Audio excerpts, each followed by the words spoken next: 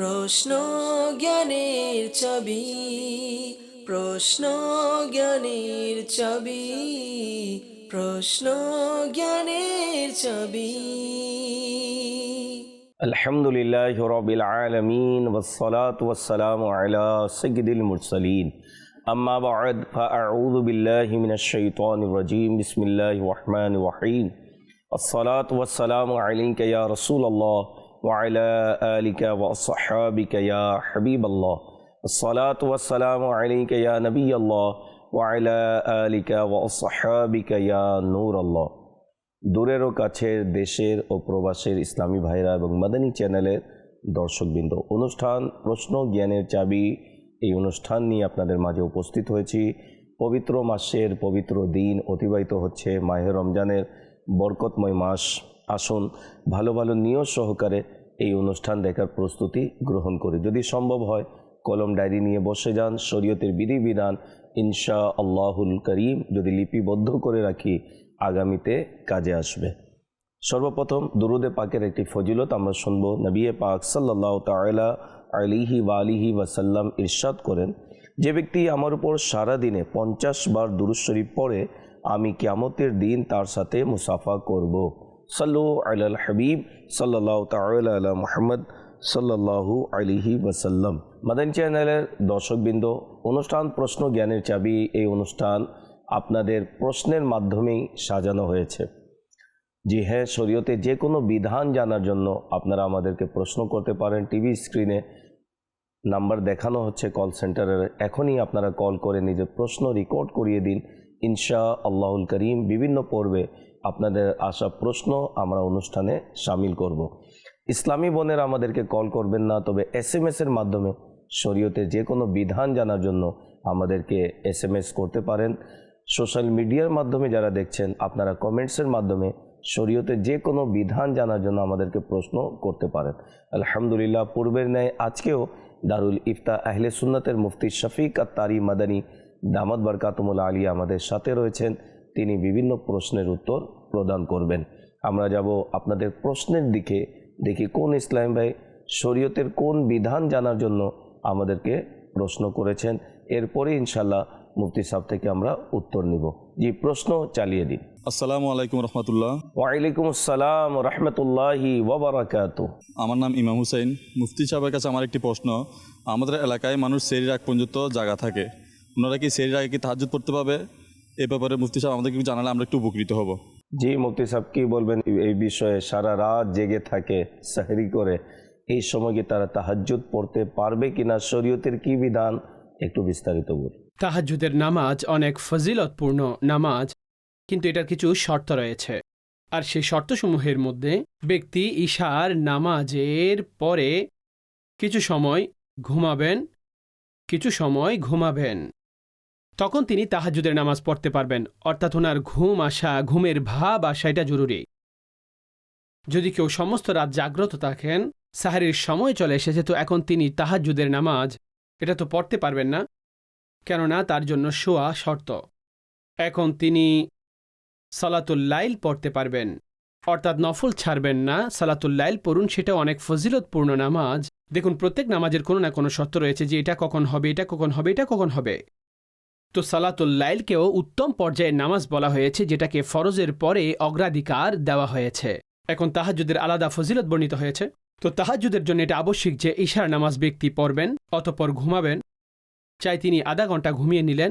আচ্ছা, কেউ ইশার নামাজ পড়লেন, 10 মিনিট পরে চোখ খুলে গেছে, তখনও তিনি তাহাজ্জুদের নামাজ পড়তে পারবেন, হয়তো রাতের 1টা কিংবা 12টা। এই মাসালাগুলো এইভাবে মনে রাখা উচিত। আর বাকি যদি সমস্ত রাত যদি কেউ না ঘুমায়, তাহলে তিনি তাহাজ্জুদ পড়বেন না সাহরির সময়, বরং সালাতুল লাইল আদায় করুন, তাতে আপনি ফজিলত পেয়ে যাবেন। এবং কেউ যদি তাহাজ্জুদের নামাজও পড়ে নেন, তো সেটা ওনার তাহাজ্জুদ নয়, বরং সালাতুল লাইল হিসেবে বিবেচিত হয়ে যাবে। মাশাআল্লাহ, অত্যন্ত সুন্দরভাবে মুফতি সাহেব উত্তর প্রদান করেছেন। অনুরোধ করব, যেহেতু সেহরির সময় আমাদেরকে উঠতেই হয়, তা ঘুম থেকে উঠে যদি আমরা 2 রাকাত তাহাজ্জুদ যদি পড়ে নিই, ইনশা আল্লাহুল করিম এর বরকত দুনিয়া আখিরাতে পাবো। তবে মুফতি সাহেব যে বিষয়টি বললেন যে তাহাজ্জুদের জন্য কিছুক্ষণের জন্য হলেও ঘুমানো শর্ত রয়েছে, আল্লাহ তাআলা আমাদেরকে তাহাজ্জুদ পড়ার তৌফিক দান করুক। জি, পরবর্তী প্রশ্ন চালিয়ে দিন। আসসালামু আলাইকুম রহমতুল্লাহ বরকাত। ওয়ালাইকুম আসসালাম রহমতুল্লাহি ওয়া বারাকাতুহু। আমার নাম মোহাম্মদ আবুল হোসেন। মুফতি সাহেবের কাছে আমার একটা প্রশ্ন ছিল। আমি এক জায়গায় চাকরি করি, সেখানে ইফতার করতে দেরি হয়, তাহলে কি রোজার মধ্যে কোনো ক্ষতি হবে? জানিয়ে দিলে উপকৃত হতাম। জি, মুফতি সাহেব কি বলবেন? অনেকে দেরি করে ইফতার করে, কাজের ব্যস্ততার হোক বা অনেকে জেনে বুঝে দেরি করে থাকে, তো শরীয়তের কি বিধান ইফতারের বিষয়ে একটু বিস্তারিত বলুন। ইফতারের যখন সময় হয়ে যাবে তো এখন দ্রুততার সাথে ইফতার করে নেওয়া উচিত। সময় যখন ইয়াকিনের সাথে হয়ে যায় ইফতার করুন, কারণ ছাড়া বিলম্ব করবেন না। বিলম্ব করার কারণ এটা হতে পারে যে ব্যক্তির কাছে খাবারের কিছু নেই কিংবা পড়ার কিছু নেই, তো এটা আলাদা বিষয়, তো এমনটা হয় না। আর আপনি যদি বলেন যে চাকরিতে আছে এই জন্য ইফতার করতে পারি না, আরে ভাই, আপনি ইফতার তো যেখানে চাকরি করছেন, যে কোনো জায়গায় প্রতিষ্ঠানই করছেন, তো সকল লোক তো সেখানে রোজা রাখেন, কিংবা যারাই রাখেন তারা অবশ্যই তো ইফতার সেখানে করেন। আর ইফতার করার উদ্দেশ্য তো এমন নয় যে আপনি 2-4 প্লেট বিরিয়ানি খেলেন তখন আপনার ইফতার হবে, এক ডোক পানি পান করলে তখন ইফতার হয়ে যাবে, একটি খেজুর খেলে তখন ইফতার হয়ে যাবে। তো ইফতারের সময় সম্পর্কে ইয়াকিন হয়ে গেলে এখন আর আপনি আর বিলম্ব করবেন না। আর যখন আপনার জানা আছে আপনি সফরে আছেন কিংবা চাকরির মধ্যে আছেন যেখানে খাবার দাবারের এমন সহজতা আপনি কোথাও পাবেন না, তো আপনার কাছে খেজুর রাখুন, আপনি আপনার কাছে খেজুর রাখুন, যা কিছুই রাখুন, যখনই ইফতারের সময় হবে তো আপনি ইফতার করুন। আচ্ছা, নামাজ তো অবশ্যই পড়বেন। মাগরিব তো প্রকাশ্যে, মাগরিবের মধ্যে তো এতটুকু বিলম্ব করবেন। তো নামাজ যেখানে আপনি পড়ছেন, মাগরিবের নামাজ পড়ছেন, যেখানে পড়ছেন আপনি, তো সেখানে প্রকাশ্যে পানি এবং এই সমস্ত বিষয়ের ইন্তজাম থাকে। তো এই জন্য ইফতারকে বিলম্ব করবেন না, ইফতার বিলম্ব করবেন না। যখন সময়ের ব্যাপারে ইয়াকিন হয়ে যায় তখন আপনি দ্রুততার সাথে এটা রোজার ইফতারে আপনার করে নেওয়া উচিত। চাই আপনি একটি খেজুর খান, চাই পানির এক ঢোকের উপরে আপনি ইফতার করুন। মাশাআল্লাহ, অত্যন্ত সুন্দরভাবে উত্তর প্রদান করেছেন। ইফতারের মাসলা মাসাইল সম্পর্কে, ফজিলত সম্পর্কে আমির আহলে সুন্নাত দামাত বারকাতুহুল আলিয়া কর্তৃক লিখিত একটি কিতাব ফয়জানে রমজান থেকে চাইলে ইফতারের যে ফজিলত এবং এর যে মাসলা মাসাইল সেখান থেকে অধ্যয়ন করতে পারেন ইনশাআল্লাহুল করিম। এই বিষয়ে জ্ঞান অর্জন হবে। যে পরবর্তী প্রশ্ন চালিয়ে দিন। আসসালামু আলাইকুম রহমতুল্লাহি ওয়াবারাকাতু। ওয়ালাইকুম আসসালাম রহমতুল্লাহি ওয়া বারাকাতুহু। আমার নাম মোহাম্মদ জয়নাল আবেদিন।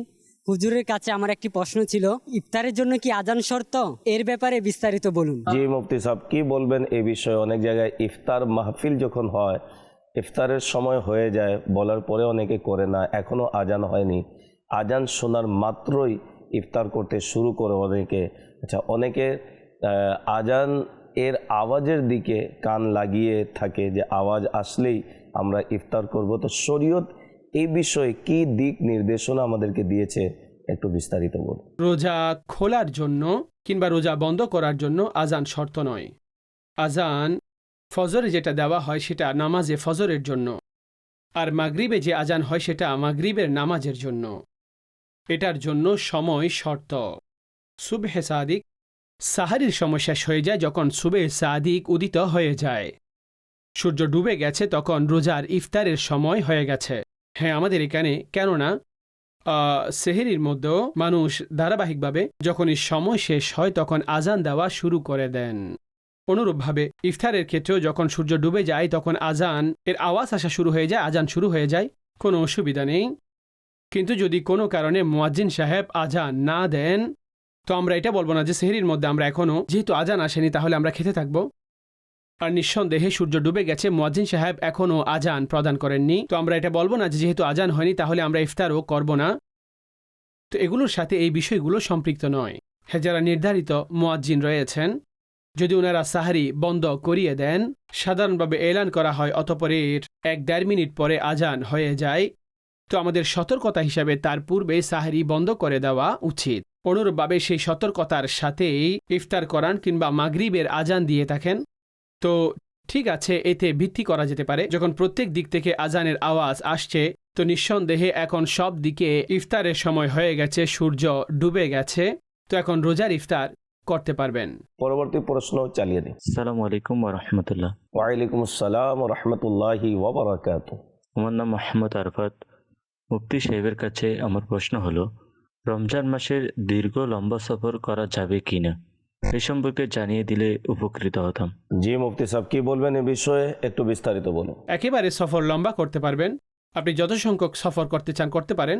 আর সফরের যে আহকাম রয়েছে সে অনুযায়ী আপনি নামাজ পড়তে থাকবেন। যখন আপনি 92 কিলোমিটার কিংবা তার চেয়েও বেশি সফরের নিয়তে আপনি আপনার ঘর থেকে বের হবেন আর নিজের শহরের সীমানা থেকে বের হয়ে যাবেন, তো আপনার মূলত সফরের শরঈ এটা শুরু হয়ে গিয়েছে। তো এখন রাস্তায় যে আপনার নামাজ রয়েছে সেগুলো আপনাকে কসর হিসেবে আদায় করতে হবে। 4 রাকাত পূর্ণ নামাজ হলে তো ফরজের মধ্যে কসর রয়েছে 2 রাকাত আপনি পড়বেন। মুসাফিররত অবস্থায় আপনি আপনার রোজা ছাড়ারও সুযোগ রয়েছে, যদি বাস্তবেই আপনার পক্ষে রোজা রাখাটা প্রকাশ্যে মুশকিল, অন্যান্য সমস্যা রয়েছে কিংবা আপনি কষ্টের মধ্যে পতিত হয়ে যাবেন, তো রোজা ছেড়ে দেওয়ারও অনুমতি মজুদ রয়েছে শরঈ মুসাফিরের, কিন্তু এটা পরবর্তীতে কাজা করতে হবে।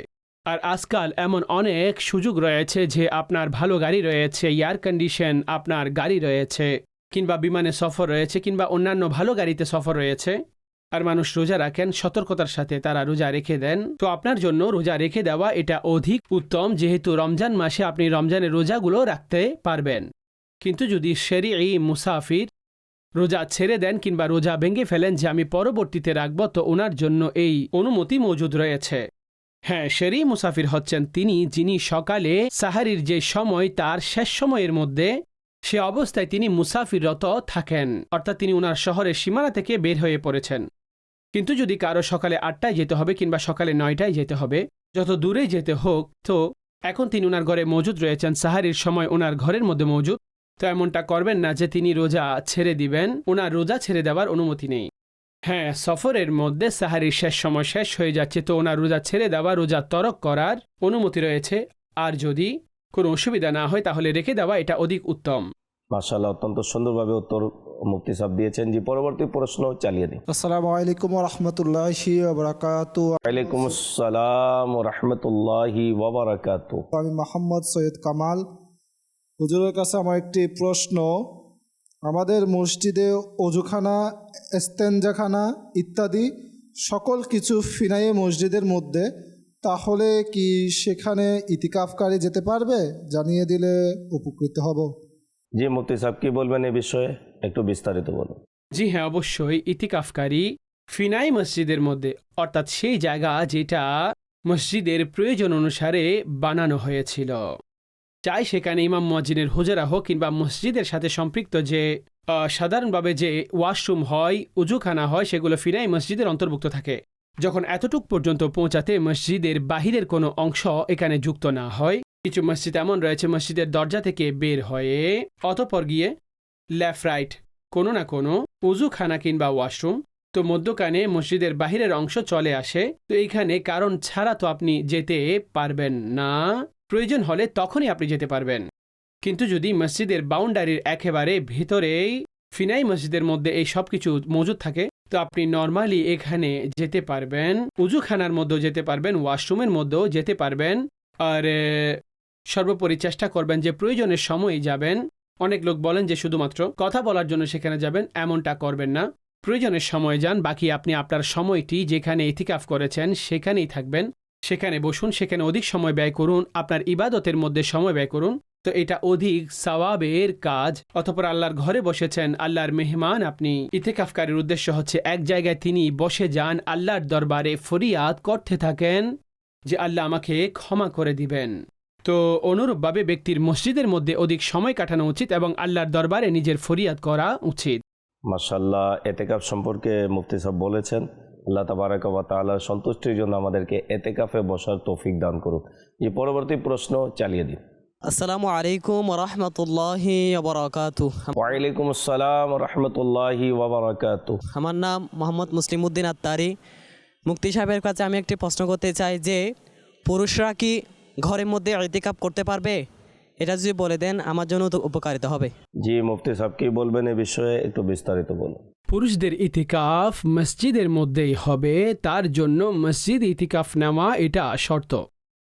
ঘরে পুরুষের ইতিকাফ হতে পারবে না, ঘরে পুরুষের ইতিকাফ হবে না, ঘরে নারীদের ইতিকাফ হবে, পুরুষের নয়। পুরুষের জন্য মসজিদ হওয়া শর্ত, মসজিদের মধ্যে গিয়ে তিনি ইতিকাফ করবেন অনুরূপভাবে যে জায়গায় শুধু জায়নামাজ রয়েছে। অর্থাৎ কেউ নামাজ পড়ার জন্য জায়গা তৈরি করেছিলেন, যে সেখানে নামাজ হয় সেটা যদিও বা মসজিদ নয়, তো হতে পারে সেখানে জামাত হয়, হতে পারে সেখানে ইমামও রয়েছেন, যেহেতু জায়নামাজ রয়েছে, কিন্তু সেখানেও ইতিকাফ হতে পারবে না। ইতিকাফ সেখানে হবে যেখানে নিয়ম অনুসারে মসজিদ। এখন সেটা চাই ছোট মসজিদ হোক কিংবা বড়, মসজিদ হওয়া এটা শর্ত, আর পুরুষের জন্য মসজিদেই ইতিকাফ হবে। যে মুফতি সাহেব বলে দিয়েছেন যে পুরুষরা ঘরে এতেকাফ করতে পারবে না, তাদের জন্য মসজিদ শর্ত। তো মসজিদে আলহামদুলিল্লাহ দাওয়াত ইসলামীর মাদানী পরিবেশে 1 মাসের এতেকাফ চলমান, 10 দিনের এতেকাফও হচ্ছে মাশাআল্লাহ। তো যারা এখনও আসেননি, অনুরোধ করব দাওয়াত ইসলামীর সম্মিলিত এতেকাফে চলে আসুন, নিজেও আসুন, নিজের বন্ধুদেরকেও সাথে নিয়ে আসুন। যে পরবর্তী প্রশ্ন চালিয়ে দিন। আসসালামু আলাইকুম রহমতুল্লাহ। ওয়ালাইকুম আসসালাম রহমতুল্লাহি ওয়া বারাকাতু। আমার নাম ইমাম হুসাইন। মুফতি সাহেবের কাছে আমার একটি প্রশ্ন, রমজান মাসের নফল এহতেকাব করা অবস্থায় যদি এহতেকাব ভঙ্গ হয়ে যায় তাহলে এর কাজ দ্বারা আদায় করতে হবে? এই ব্যাপারে জানালে আমরা একটু উপকৃত হব। আসসালামু আলাইকুম। যে মুফতি সাহেব কি বলবেন এ বিষয়ে একটু বিস্তারিত বলুন। নফল ইতিকাফ ভঙ্গ হয় না, অর্থাৎ যেমন নফল ইতিকাফ ভাঙে না, অর্থাৎ এটা ভঙ্গ হলে এটার জন্য কাজা আদায় করতে হবে এমন কিছুই নেই, শেষ হয়ে যায়। নফল ইতিকাফের জন্য শরীয়ত তো আমাদেরকে এতটুকু সুযোগ দিয়েছেন, আমরা মসজিদে আসলে ইতিকাফের নিয়ত করব, নাওয়াইতু সুন্নাত আল ইতিকাফ, কিংবা এমনিতে নিয়ত করুন আমি নফল ইতিকাফ করেছি, হয়ে যাবে। এখন যতক্ষণ মসজিদে থাকবেন ততক্ষণ সে ইতিকাফ বাহিরে বের হওয়ার সাথে সাথে সেটা শেষ হয়ে যাবে। এখন দ্বিতীয়বার আসলে নতুন ইতিকাফের নিয়ত করে নতুনভাবে আপনি বসে পড়ুন। অনেক লোক এটা ধারণা করেন যে সেই 10 দিন তো সুন্নতে মুবারকা হিসেবে যে শেষের 10 দিনই ইতিকাফ করা হয়, তো আমরা তো সে ইতিকাফ করিনি, বরং শেষের 3 দিন করেছি, 5 দিন করেছি, কিংবা 6 দিন করেছি। তাহলে কি এর মধ্যেও আমাদের সে ইতিকাফকে খেয়াল রাখতে হবে যে সাধারণ ইতিকাফের যে নিয়ম পদ্ধতি হয়ে থাকে এমনটা নয়, এটা আপনার নফলই থাকবে, চাই 3 দিনের জন্য হোক, চাই 5 দিনের জন্য হোক, চাই 7 দিনের জন্য হোক। তো এতে এই আহকাম নেই। যখনই আপনি মসজিদের বাহিরে গেলে আপনার এই ইতিকাফ ভঙ্গ হয়ে যাবে। এখন দ্বিতীয়বার আসলে দ্বিতীয়বার নিয়ত করবেন। যদিও বা কেউ যদি এভাবে বসেন 3 দিনের জন্য কিংবা 5 দিনের জন্য, তো আপনি চেষ্টা করবেন যেন মসজিদের মধ্যে আপনার সময় কাটে, যতক্ষণ ব্যয় করবেন ততক্ষণ সওয়াব পাবেন, ইনশাল্লাহ পুরস্কার পাবেন। মাশাআল্লাহ, আমরা শুনতে পেরেছি নফল এতেকাফের বিধান। তো অনুরোধ করব যারা 10 দিনও পারেননি, আল্লাহ তাআলার সন্তুষ্টির জন্য 3 দিন 5 দিন চলে আসুন দাওয়াত ইসলামীর এতেকাফে অংশগ্রহণ করুন। মাদানী চ্যানেলের দর্শকবৃন্দ, প্রশ্ন জ্ঞানের চাবি এই অনুষ্ঠানের মাধ্যমে শরীয়তের অনেক বিধিবিধান আমরা শিখতে পারি। তাই অনুরোধ করব যারা এখনও কল করেননি, কল করে নিজের প্রশ্ন রেকর্ড করিয়ে দিন। আলহামদুলিল্লাহ দারুল ইফতা আহলে সুন্নাতে মুফতি শফিক আত্তারি মাদারী দামাত বারকাতুহুল আলিয়া তিনি বিভিন্ন প্রশ্নের উত্তর দিয়ে থাকেন। টিভি স্ক্রিনে নাম্বার দেখানো হচ্ছে, আপনারা কল করে নিজের প্রশ্ন রেকর্ড করিয়ে দিন। ইসলামী বোনেরা আমাদেরকে কল করবেন না, তবে SMS এর মাধ্যমে শরীয়তে যে কোনো বিধান জানার জন্য আমাদেরকে প্রশ্ন পাঠিয়ে দিতে পারেন। জি যাব, কয়েকটি প্রশ্ন আমাদের হাতে রয়েছে, প্রশ্ন আমরা শুনব। জি প্রশ্ন চালিয়ে দিন। আসসালামু আলাইকুম রহমতুল্লাহি বরকাতু। ওয়ালাইকুম আসসালাম রহমতুল্লাহি ওয়া বারাকাতু। আমার নাম মোহাম্মদ নূর নবী। হুজুরের কাছে একটি প্রশ্ন হচ্ছে, মহিলাদের জন্য ঘরে ইতিকাফ করা সঠিক নাকি ভুল, জানিয়ে দিলে আমার জন্য উপকারিত হবে। জি মুফতি সাহেব কি বলবেন এ বিষয়ে একটু বিস্তারিত বলুন। মহিলাদের ইতিকাফ ঘরের মধ্যে হবে, আর ঘরের মধ্যেও যে জায়গায় ইতিকাফ হবে সেই জায়গাও মসজিদে বাইত হতে হবে। এটাকে ঘরের মসজিদ বলা হয়ে থাকে। ঘরের মধ্যে আপনি যে জায়গা নির্ধারণ করেছেন, নামাজের জন্য নির্ধারণ করেছেন, তো সেটাকে মসজিদে বাইত বলা হয়। এখন যদি কেউ বলেন যে আমি কোনো জায়গা নির্ধারণই করিনি, তো এখন যখন ইতিকাফে বসতে যাবেন তখনই নির্ধারণ করে নিন যেটা আমি নামাজের জন্য নির্ধারণ করেছি।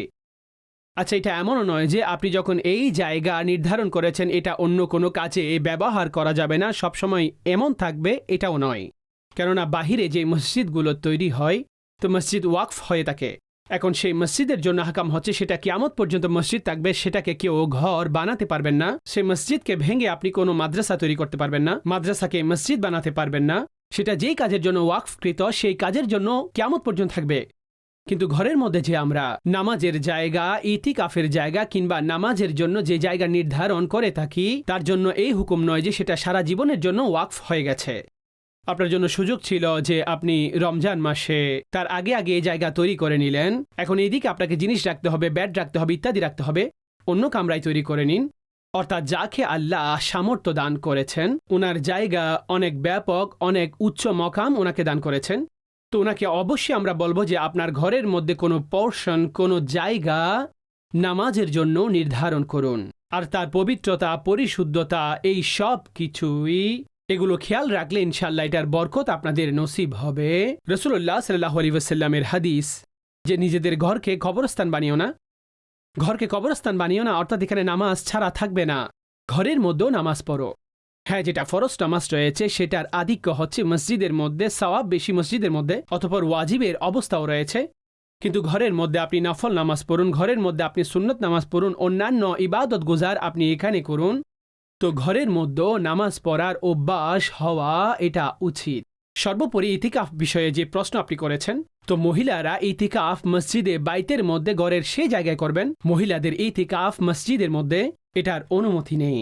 প্রারম্ভিক ইসলামে নবী করিম সাল্লাল্লাহু আলাইহি ওয়াসাল্লামের যুগে এই বিষয়ে অনুমতি ছিল, অতঃপর এই বিষয়ে নিষেধ করা হয়েছে। মাদানী চ্যানেলের দর্শকবৃন্দ, আশা রাখি অনেক কিছু আমরা শিখতে এবং জানতে পেরেছি। আল্লাহ তাবারাক ওয়া তাআলা আমাদেরকে ইলমে দ্বীন অর্জন করার তৌফিক দান করুক। মাহে রমজানের পবিত্র দিন অতিবাহিত হচ্ছে, মোনাজাতে ইফতারে অবশ্যই মোনাজাত করবেন, যাতে করে আল্লাহ তাবারাক ওয়া তাআলা এই মাসের বরকত দ্বারা আমাদেরকে ধন্য করুক। যারা এই পর্যন্ত আমাদেরকে কল করেছেন, আল্লাহ তাবারাক ওয়া তাআলা তাদেরকে ভালো সুস্থ রাখুক। পরবর্তী অনুষ্ঠান দেখার আমন্ত্রণ জানিয়ে বিদায় নিচ্ছি। সাল্লু আলাল হাবিব সাল্লাল্লাহু তাআলা আলা মুহাম্মদ সাল্লাল্লাহু আলাইহি ওয়াসাল্লাম। প্রশ্ন জ্ঞানের চাবি, প্রশ্ন জ্ঞানের চাবি, প্রশ্ন জ্ঞানের চাবি।